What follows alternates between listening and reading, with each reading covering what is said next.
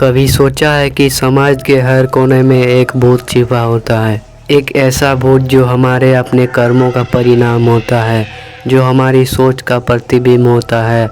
आज की कहानी समाज का भूत एक ऐसी कहानी है जो आपको सोचने पर मजबूर कर देगी कि क्या वाकई में हम अपने समाज के भूत से बच सकते हैं। स्वागत है आपका भूतिया सफ़र में, जहां हर की कहानी आपको नए डर की दिलहीज पर ले जाती है।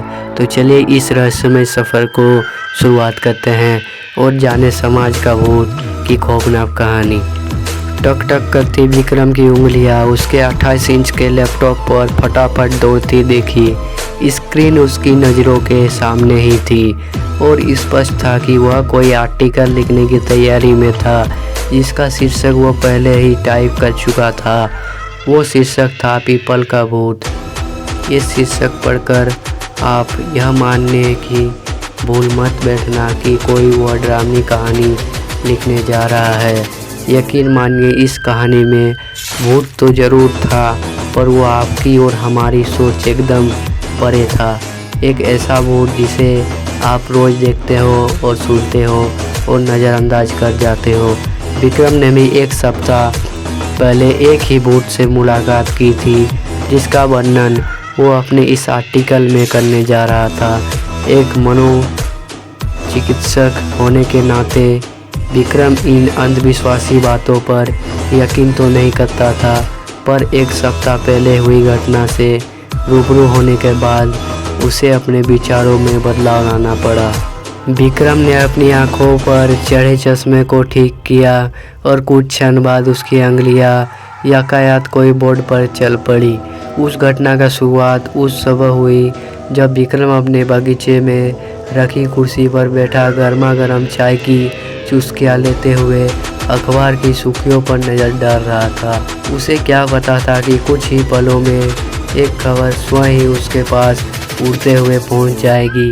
एक ही दिन बीता था कि उसके शहर में अपने गांव पहुंचते ही उसे यहाँ सुबह सुबह ताज़ा ठंडी हवाएं उसे बेहद भाग रही थी। चारों ओर बहती हवाएं उसके बगीचे को ही नहीं बल्कि उसके मन को महका रही थी। करीब 8 बजे का वक्त हो रहा था। विक्रम ने कल्पना करी कि वह इस वक्त शहर की डीजल व पेट्रोल को परिपूर्ण हवा में सांस लेते हुए अपने ऑफिस पहुंचने की जल्द कर रहा था। यह एक ऐसा अनुभव भी था कि केवल एक सप्ताह के लिए वो यहाँ आया था, पर उसका मन किया कि काश वह इस सप्ताह को माह में तब्दील कर सके, और अफसोस का ख्याल उसे नामुमकिन सा लगा। चाय की प्याली उठाए उसने अभी तक होठों से छुआ ही था कि उसे पास वाली गली में एक अनजाना सा शोर गूंज उठा और विक्रम फौरन चाय को वापस टेबल पर रखा और उठ खड़ा हुआ। घर से बाहर निकल कर विक्रम के आसपास लोगों जब इस शोर का कारण जानना चाहा, तो जिसे सच्चाई से वाकिफ़ हुआ उसे जानकर तो उसकी भौहें तक उठी। बात कुछ ऐसी थी कि जिस पर विश्वास करना उसे बेहद कठिन लगा, यदि करना मुश्किल था। पर गांव के हर शख्स के मुंह में यही बात थी कि जगदीश कुमार की बेटी रितु भूतिया गई है। अरे तभी तो वो पागल की तरह चीख रही थी। जब मन में आया तो कभी हंस रही थी और कभी मदमस्त होकर नाच रही थी। गली में कई सदस्य रितु को देखने के लिए जगदीश के घर दौड़े जा रहे थे और विक्रम भी मामले की तरह तक पहुंचने के लिए उस तरफ रुख करता दिखा।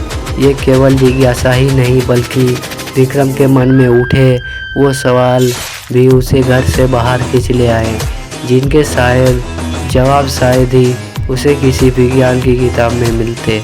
लोगों का पीछा करते करते विक्रम उस गली के मोहल्ले में आ पहुंचा, जहां और शोर उठा, और करीब आते ही उसने भीड़ का एक घना जामवाड़ा का एकत्र पाया, जिसका आकर्षण बिंदु रितु थी। भीड़ से धक्का मुक्की पर विक्रम जब आगे पहुंचा तो उसे सामने एक 17 साल की लड़की दिखाई दी, जो कभी पागलों की तरह अपने उथले सूखे बालों को नोच रही थी। तो कभी भी भीड़ की तरफ देखकर उन्होंने गालियाँ सुनाती और कभी मन में आता खुद ही खुद मन में मानो गुनगुनाता नाचती उठती। विक्रम उसकी दशा देखकर समझ गया कि यही ऋतु है। तो इसी में हम लोग का स्टोरी पार्ट 1 ख़त्म होता है। पार्ट 2 के लिए चैनल को सब्सक्राइब कर लें।